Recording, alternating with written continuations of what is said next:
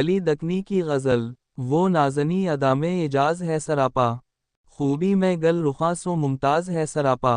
الفاظ کے معنی، نازنین خوبصورت، ناز کرنے والی، اعجاز انعام، گل رخاں پھول جیسے چہرے والی، خوبصورت، ممتاز جدا، سب سے الگ، سراپا مکمل، سر سے پاؤں تک۔ تشریح، یہ شعر مشہور و معروف شاعر ولی دکنی کی غزل سے اخذ کی گئی ہے۔ اس شعر میں ولی دکنی نے محبوب کی خوبصورتی، نازکی اور جاذبیت کو انتہائی خوبصورت الفاظ میں بیان کیا ہے۔ شاعر کہتا ہے کہ وہ محبوبہ سراپا حسن و کمال ہے، اس کی ہر ادا میں ایک معجزہ ہے اور اس کی خوبصورتی ایسی ہے کہ وہ تمام خوبصورت چہروں میں ممتاز اور نمایاں ہے۔ شعر، اے شوخ تجھ نین میں کیا نگاہ کر گر، عاشق کے مارنے کا انداز ہے سراپا۔ الفاظ کے معنی، شوخ چنچل، خوش مزاج، نین آنکھ، نگاہ نظر دیکھنا، عاشق دیدہ، مارنے کا انداز قاتلانہ ادا۔ تشریح، یہ شعر عاشق کے جذبات اور محبوب کے حسن کی شدت کو بیان کرتا ہے۔ محبوب کی شوخیاں، نینوں کی چمک اور اداؤں کی دلکشی عاشق کے دل پر ایک خاص اثر ڈالتی ہیں۔ شاعر کہتا ہے کہ اگر کوئی محبوب کی آنکھوں میں گہرائی سے دیکھے تو اس کی نظر میں ایسی جادو اور کشش کی دنیا نظر آئے گی جیسے کسی عاشق کو مارنے کا ایک خوبصورت اور مہلک انداز ہو۔ یہاں محبوب کی نگاہ کو ایک ایسا ہتھیار سمجھا گیا ہے جو عاشق کے دل پر آری کی طرح ضرب لگاتا ہے۔ جیسے غالب کا شعر، قتل کو دیکھ کے بچے نہ رہیں گے غالب، کیا تمہارے تیر کا احوال کہیں۔ شعر، جگ کے اداشناس ہیں جن کی فکر عالی، کچھ قدموں دیکھ بولے یوں ناز ہے سراپا۔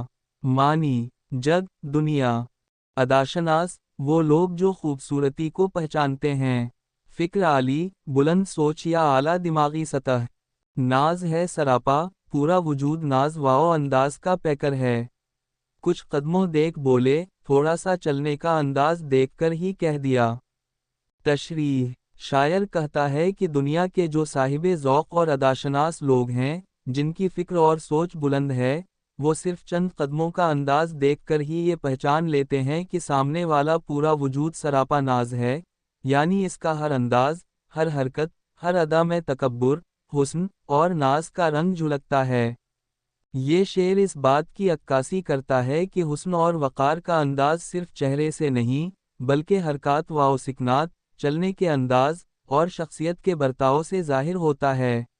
وہ لوگ جن کی نظر میں گہرائی ہے، وہ تھوڑے سے اشارے سے پورا اندازہ لگا لیتے ہیں۔ شعر، کیوں ہو سکی جگت کے دل بر ترے برابر، اعجاز سراپا تو حسن حور ادا میں۔ الفاظ کے معنی، جگت دنیا، دل بر محبوب، حسن خوبصورتی، حور جنت کی خوبصورت عورت، ادا ناز چال۔ تشریح، شاعر اپنے محبوب کی خوبصورتی اور حسن کی تعریف کرتے ہوئے کہتا ہے کہ دنیا کے تمام دلبر، محبوب، خوبصورت چہرے تیرے برابر کیسے ہو سکتے ہیں؟ تو تو سراپا اعجاز ہے، یعنی تیرا پورا وجود ہی ایک کرامت، ایک معجزہ ہے۔ تیرے اندر حسن بھی ہے اور حور جیسی ادا بھی، یعنی تو خوبصورتی اور ناز و انداز دونوں میں لاجواب ہے۔